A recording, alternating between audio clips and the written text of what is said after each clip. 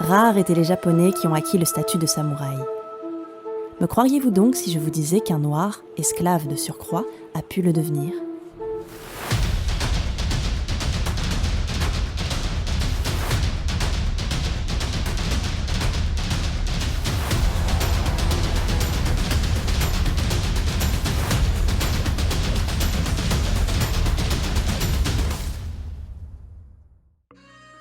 Japon, Sengoku, XVIe siècle.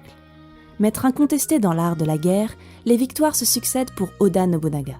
Il gère l'archipel d'une poigne de fer. Difficile d'approcher ce général qui avait à ses côtés un colosse long de près d'1,80 m et large de 100 kg. Plus encore que sa musculature digne du mont Fuji, ce porte-sabre faisait jaser la cour à cause de sa couleur de peau. Noire, comme l'ébène ou le charbon. Plutôt rare à cette époque. Les Japonais connaissaient désormais les Portugais et leurs confrères européens. Ces hommes à la peau rougie par le soleil, semblables à des démons. Mais un samouraï noir, c'était une première. Malgré tout, cet étranger s'exprimait dans un japonais impeccable et était prêt à donner sa vie pour son daimyo, son maître. Même dans la mort, je servirai Nobunaga-sama. Mon nom est Yasuke. Mais d'où venait donc ce guerrier d'ébène qui maniait le katana comme personne ? Tout commence au XVIe siècle au Mozambique, sur la côte est de l'Afrique. À cette époque commence à se développer le commerce triangulaire, plus vulgairement l'esclavage. Youssouf, Yassoufé ou Yasuke serait né sur ce petit bout de terre, tout proche du Kilimandjaro. D'autres sources lui donnent le Soudan du Sud comme origine. Il appartiendrait alors à l'ethnie Makwa ou Dinka. Très vite, il fera les frais des marchands d'esclaves qui le vendront aux Européens. Il voyagera jusqu'à Goa, en Inde, où on l'emploiera à puiser l'eau avant qu'un jésuite italien du nom d'Alessandro Valignano ne l'achète. Ce dernier avait besoin d'un garde du corps pour assurer sa protection lorsqu'il irait prêcher sur la côte japonaise. Yasuke se passionne dès lors pour les langues dont il apprend les rudiments auprès des autochtones. De toutes, c'est bien le japonais qu'il maîtrisera le mieux, fruit de 3 ans passés sur l'île de Kyushu. En 1581, Valignano arrive à la capitale japonaise, Kyoto à l'époque. Inutile de vous dire qu'il ne passa pas inaperçu avec un colosse de 2 têtes de plus que lui à ses côtés. Il devient l'attraction locale, pour le grand plaisir de son maître. Très vite, les Japonais se méfient et pensent que le jésuite emploie un subterfuge. Ils n'ont jamais vu un noir et pensent qu'il s'est simplement grimé la face. Le bruit se répand jusqu'aux oreilles du daimyo, Oda Nobunaga lui-même. Trouvez-moi ce jésuite au plus vite, et dites-lui de m'amener son esclave.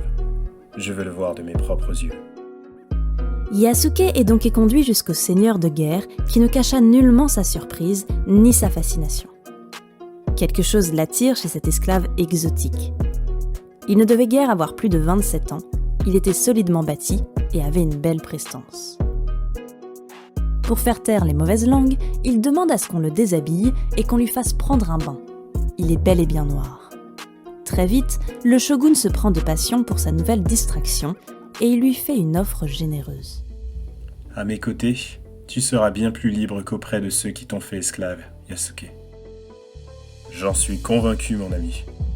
Le Japon est entre tes mains. Sois-en certain. Yasuke opère donc comme samouraï à la solde de l'homme le plus important du pays. Plus qu'un simple garde du corps, il est son confident, son conseiller. Certains leur prêtent même une liaison, ce qui n'aurait rien de surprenant.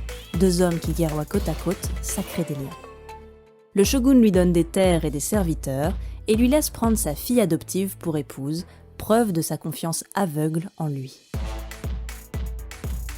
Alors que Nobunaga ne fait qu'étendre son empire, Yasuke connaît une ascension fulgurante, allant même jusqu'à brandir la lance de la maison. Il ne pouvait pas rêver meilleur honneur. Il croisera le fer pendant près d'1 an et prendra part à la bataille de Tenmoksan, qui fera reculer la famille Takeda, grande rivale de son seigneur Oda. Regarde-nous, Nobunaga-sama. Toutes ces guerres, ces batailles ont porté leurs fruits. Les Tokugawa nous prennent au sérieux. Les Takeda ne sont plus une menace. La guerre est finie. Reposons-nous. Nous le méritons. Alors congédie mes hommes et accompagne-moi jusqu'au temple de Kyoto. Puis la chance a tourné. Lors de leur retraite, le samouraï et son maître sont assaillis de toutes parts. Le commanditaire, Akechi Mitsuhide. Encerclé, Oda n'aura pas d'autre choix que de se faire harakiri. Avant son suicide, il demande à Yasuke de livrer son sabre à son fils et de le servir jusqu'à la mort. La suite fut tout autant malheureuse pour Nobunaga fils, qui dut lui aussi se donner la mort. Yasuke n'aura pas le courage de se planter une lame dans les entrailles, en revanche, il trouvera la force de se relever et de se dresser face à ses ennemis. Après une lutte acharnée, il finira face contre terre, à la merci d'Akechi lui-même. Akechi m'a laissé la vie sauve, et je le hais pour ça. Il m'a dit, tu n'es pas un homme, tu n'es qu'un animal, et il n'est donc pas la peine de te tuer. Il faut te renvoyer en Inde, chez tes prêtres. Si Oda Nobunaga avait été mon ennemi, il m'aurait tué pour honorer le samouraï que je suis. Et après, qu'est-il arrivé ? L'histoire ne nous le dit pas. A-t-il fui les jésuites et rejoint son épouse pour vivre reclus ? Certains disent qu'il fut renvoyé à Goa avec les prêcheurs. Cependant, d'autres rumeurs avancent qu'après ces péripéties, les seigneurs de guerre locaux ont eu vent de ses prouesses et l'auraient voulu à leur côté. En résumé, Yasuke aurait servi un tout autre daimyo. Des photos datant du 19e siècle dépeignent un samouraï qui, au vu de sa carnation, pourrait avoir grandi dans les champs exposés au soleil, ou bien tout simplement descendre de Yasuke.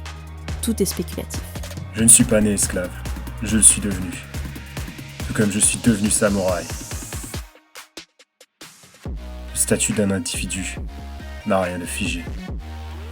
Si mon histoire vous a plu, je vous invite à découvrir les autres portraits du griot bavard.